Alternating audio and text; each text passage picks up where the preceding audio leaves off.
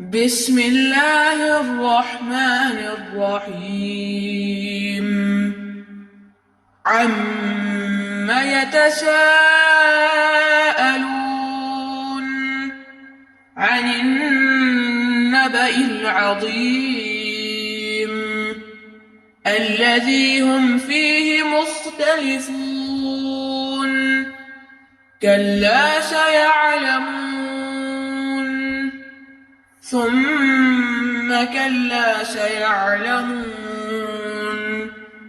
ألم نجعل الأرض مهادا والجبال أوتادا وخلقناكم أزواجا وجعلنا نومكم سباتا وجعلنا الليل لباسا وجعلنا النهار معاشا وبنينا فوقكم سبعا شدادا وجعلنا سراجا وهاجا وأنزلنا من المعصرات ماء ثجاجا لنخرج به حبا ونباتا وجنات ألفافا.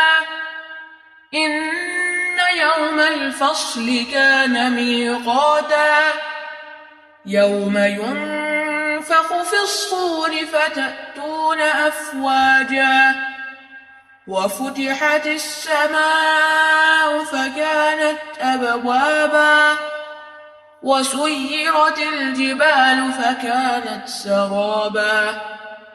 إن جهنم كانت مرصادا للطاغين مآبا لابثين فيها أحقابا لا يذوقون فيها بردا ولا شرابا إلا حميما وغساقا جزاء وفاقا.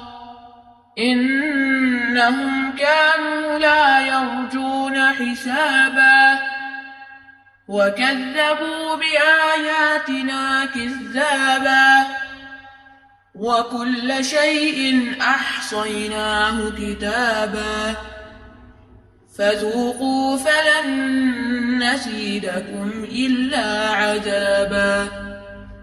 إن للمتقين مفازا حدائق وأعنابا وكواعب أترابا وكأسا دهاقا لا يسمعون فيها لغوا ولا كذابا جزاء من ربك عطاء حسابا. رب السماوات والأرض وما بينهما الرحمن لا يملكون منه خطابا.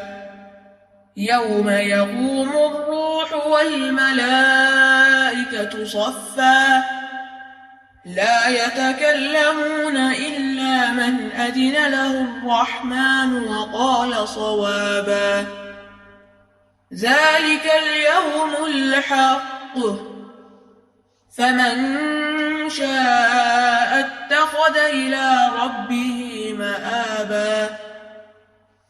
إنا أنذرناكم عذابا قريبا يوم ينظر المرء ما قدمت يداه ويقول